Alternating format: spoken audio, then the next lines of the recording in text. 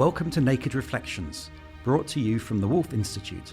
I'm Ed Kessler, and each week I'll be taking an in-depth look at the stories reported by our friends over at the Naked Scientists. What does the latest scientific stuff mean for the rest of us? Stay with us and find out.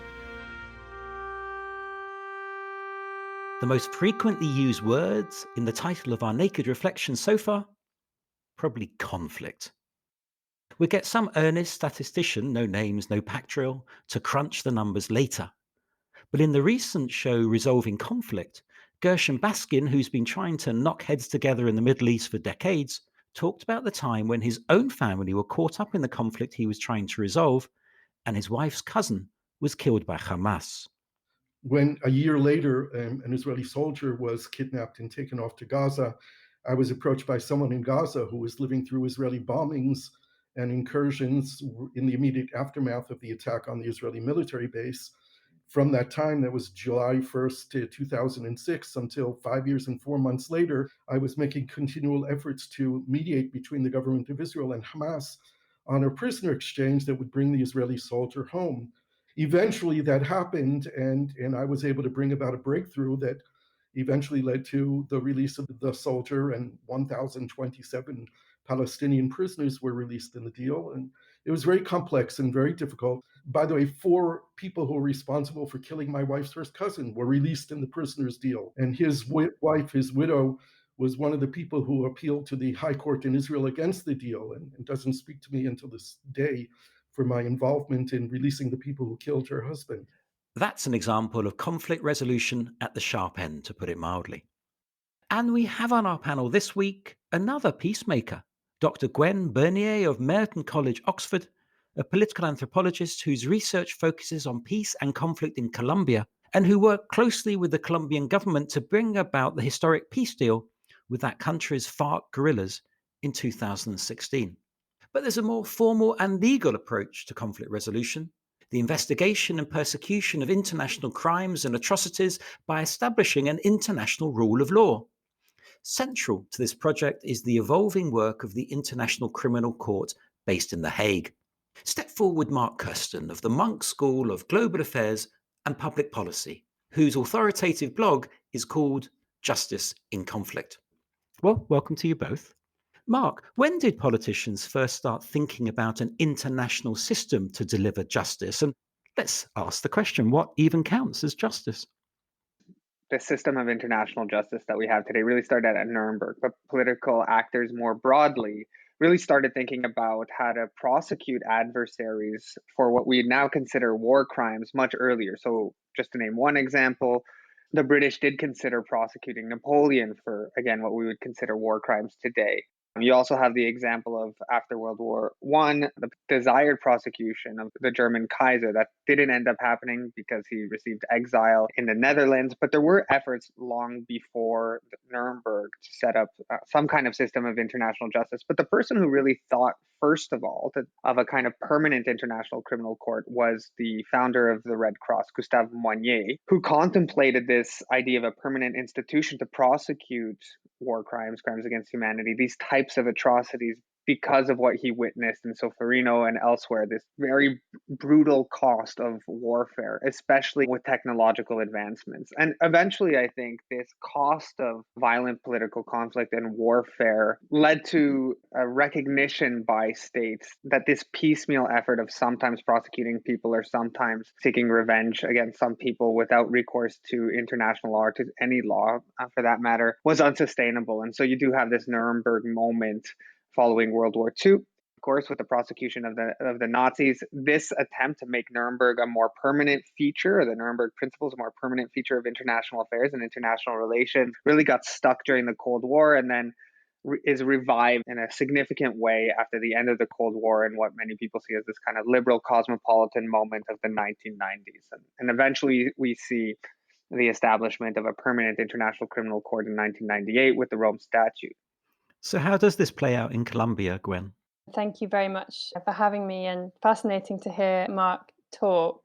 In the context of the 2016 peace agreement with the FARC guerrilla, the ICC had a particular role to play as a source of influence, I think, because Colombia was the first country to sign a peace agreement, a negotiated peace agreement, since the creation of the ICC as a signatory to the Rome Statute, which means that the state had an obligation to investigate, sentence, and sanction those most responsible for grave international war crimes.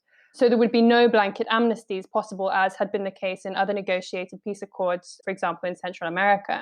And it was clear that the ICC was watching. There were lots of meetings with the General Prosecutor's Office and the government negotiating teams to establish what the limits were. And there was a kind of latent threat that the ICC would be interested in stepping in if the resulting peace accord did not meet those international standards. And so they created this very innovative formula called the Special Jurisdiction for Peace, which is point 5 of the 2016 peace agreement.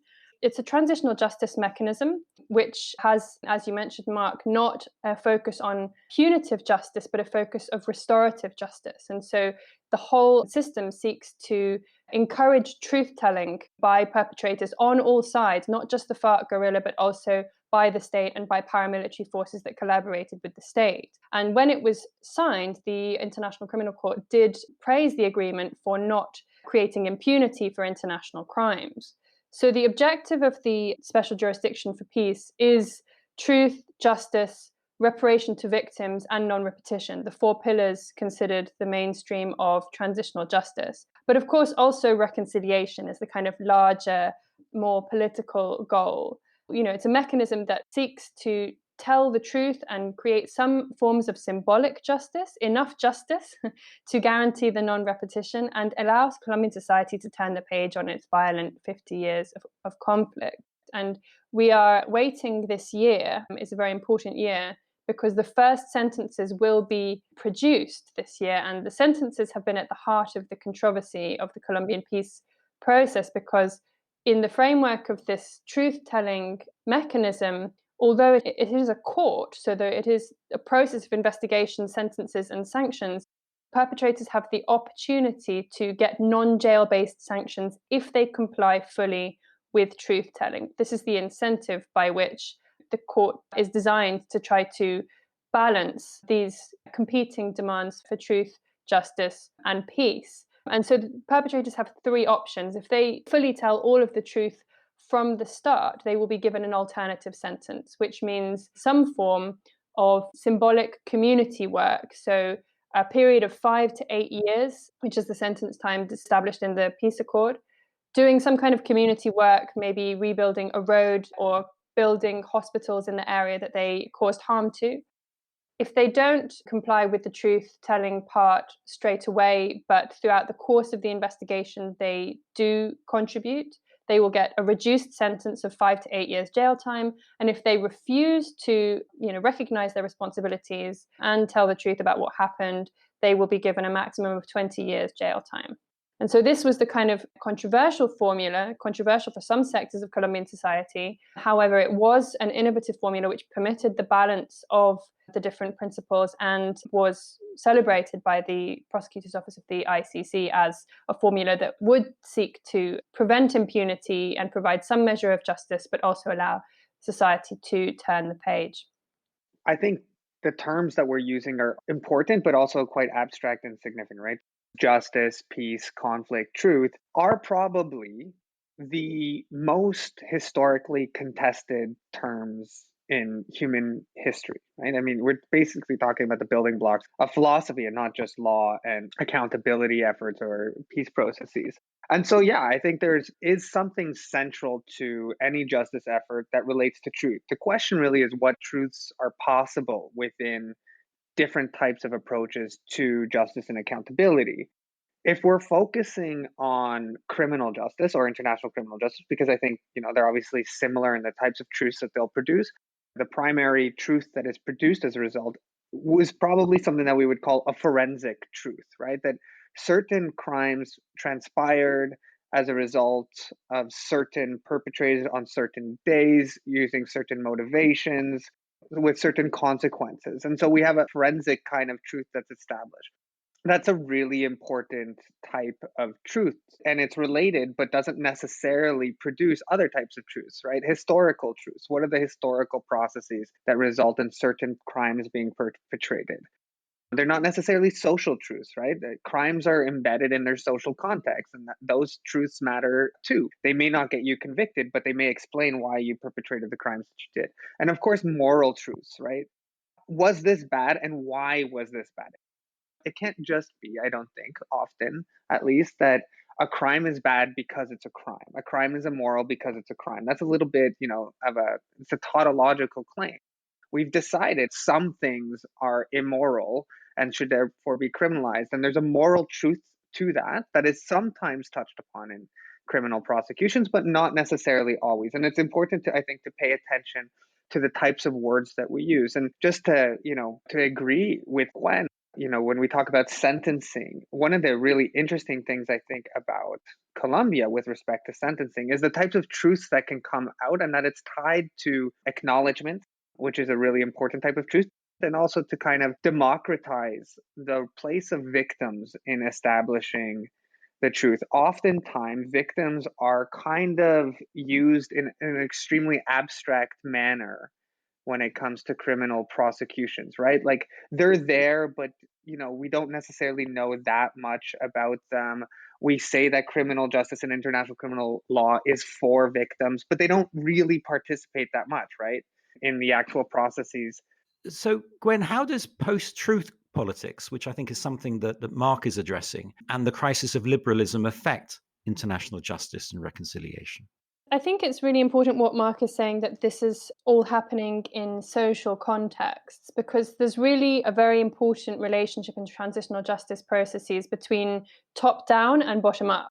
In the Colombian case, the sentences, as I mentioned before, of the special jurisdiction for peace will be very important, but they will be completely useless if they're not embraced by Colombian society. And I think this is a topic that has been increasingly studied in transitional justice processes, because the role of outreach, of communicating about court sentences and the purpose of these international courts to society, is seen as increasingly crucial for these courts to have their final objective, which is, of course, an end to the violence and some degree of peace, justice, and reconciliation. So I think Sierra Leone was the first transitional justice court to have outreach included in their mandate, and it was recognized as very important to improve legitimacy. And I think the ICC also does now have an outreach team. And there are many, many lessons that can be learned here. But in Colombia, the Colombian case has been really crucial because of a huge resistance to transitional justice by large sectors of society. And this is partly because there was a referendum in 2016 on the final peace agreement, which was rejected by Colombian society by just 50,000 votes, by 50.2%. And a large degree of the people who voted no were rejecting, in particular, the alternative sentences and what they felt was too many concessions being given to the FARC. But actually, what happened in that referendum was a crisis of truth. Many people will recall 2016 was the year in which post-truth was celebrated rather unceremoniously as Word of the Year by Oxford Dictionaries. And we also had our own post-truth moment here in the UK with the Brexit referendum. Something very similar happened in Colombia, because many people who voted in the referendum did so on the basis of narratives that had been spread by opposition leaders, saying that if they voted yes, Colombia would become communist, the FARC would become the government, and gender ideology would be imposed, children would be turned gay by going to school, and it would destroy the traditional Colombian family. I mean, completely horrendous lies. The importance of social uptake of sentences and the work of transitional justice courts is absolutely crucial, because otherwise you can have the most sophisticated justice mechanism and the most fair and the most philosophically, morally correct and philosophically sophisticated sentences that try to deal with these horrific crimes. But if society doesn't understand them in the way that they're intended, then they can not only not have the intended effect, but they can even backfire and create more polarization and more violence. This is Naked Reflections with me, Ed Kessler. My guests this week are Mark Kirsten and Gwen Bernier, author of the wonderfully titled book, Chocolate, Politics and Peacebuilding. We're discussing justice in conflict. I'd like to go upstream, as it were, and look at the concept of justice in a more general way. Here's an article from the Horizon magazine that features on the Naked Scientist website. Reinhold Mangundu of Stellenbosch University in South Africa writes about food poverty, starvation, and what he calls food justice. People need to have sovereignty over the type of food they produce. Food justice fights for the decentralization of food production.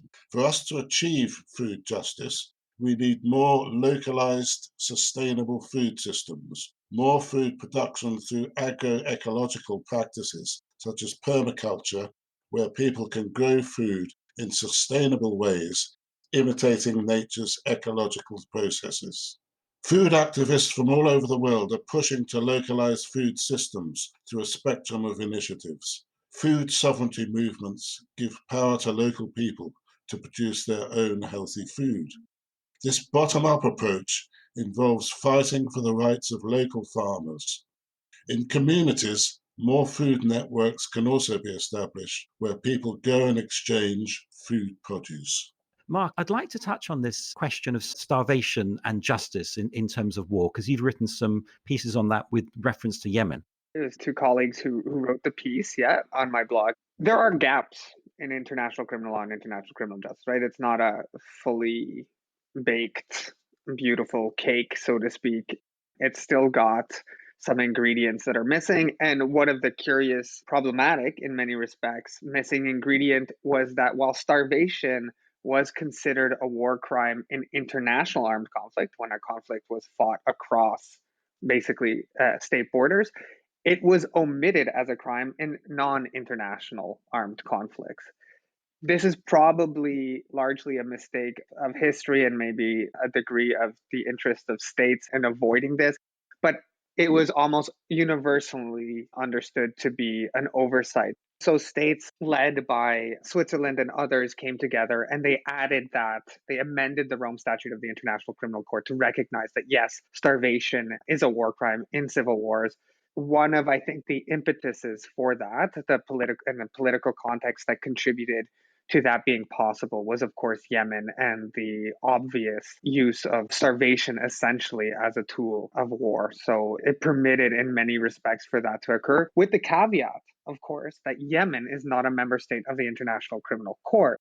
So while this tragedy may have contributed to filling one of these gaps in the landscape of international criminal law, the sad irony and perhaps tragic irony is of course, that the people of Yemen cannot actually benefit from it. And of course, there are other countries that haven't signed up, most notably the United States and Israel are too. What are the implications of that? The most important one, perhaps, that is relevant to everyone is that it creates asymmetry in who can achieve justice.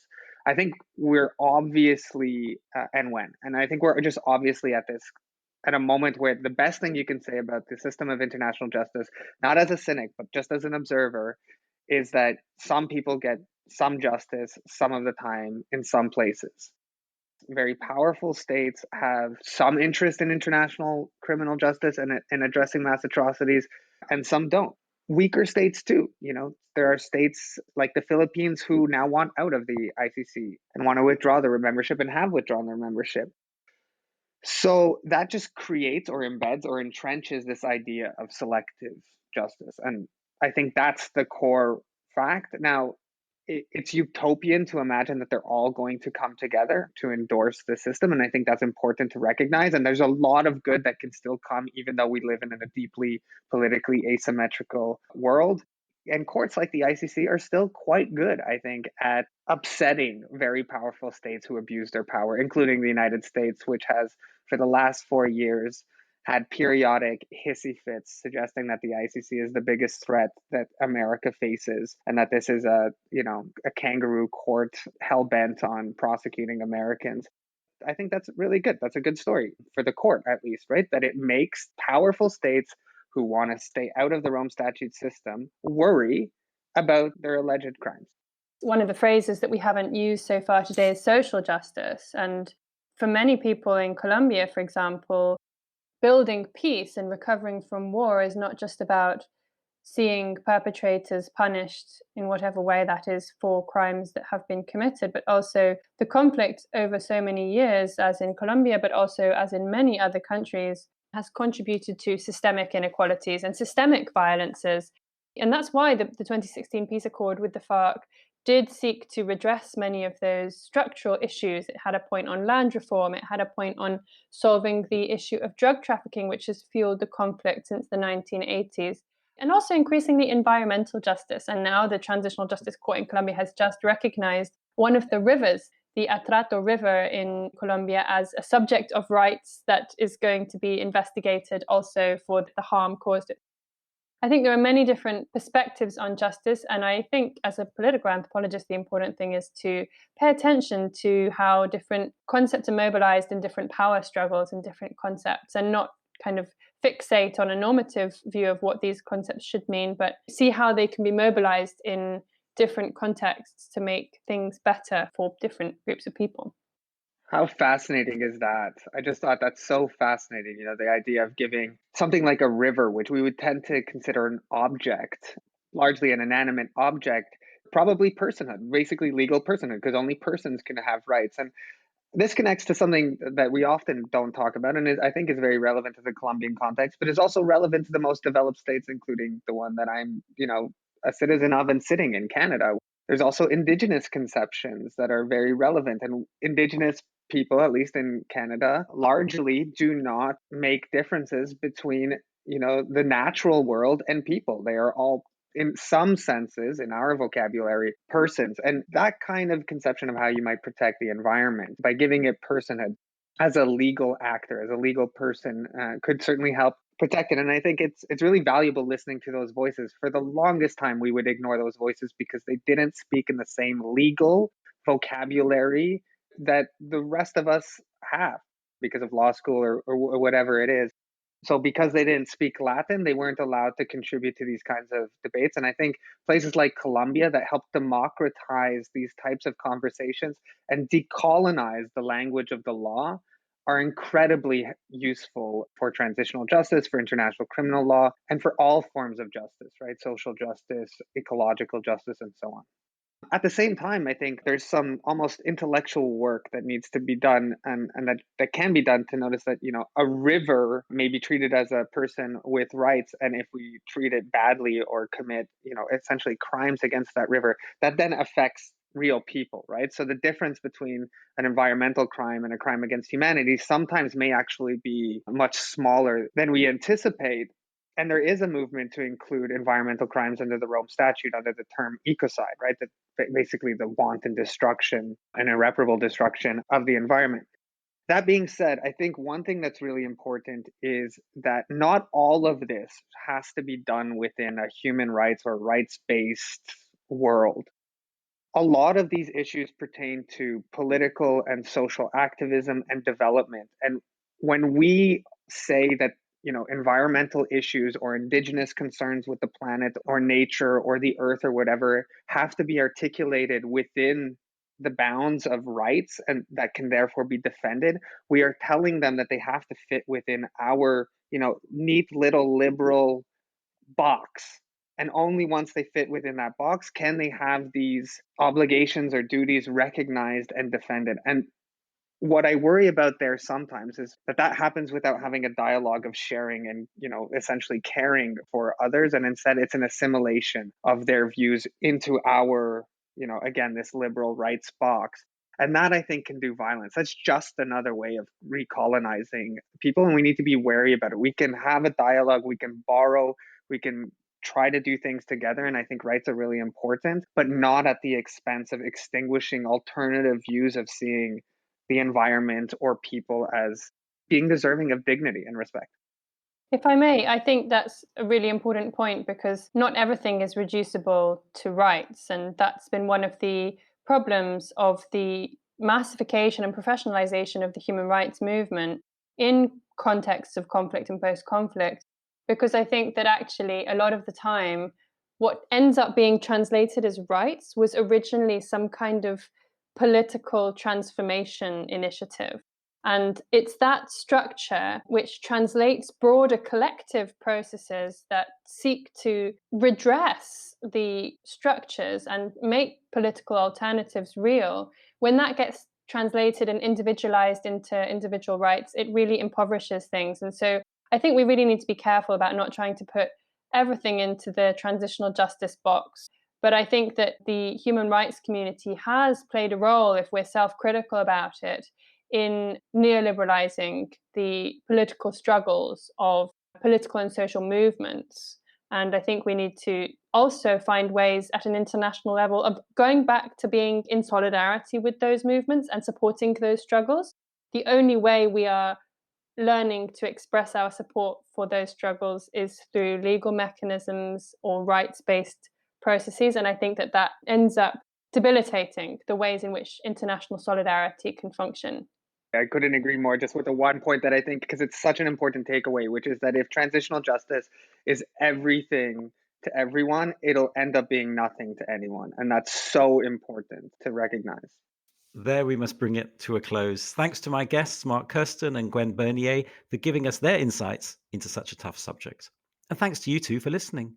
We'd love to hear from you at nakedreflections@wolf.cam.ac.uk. Let us know what you think of the show.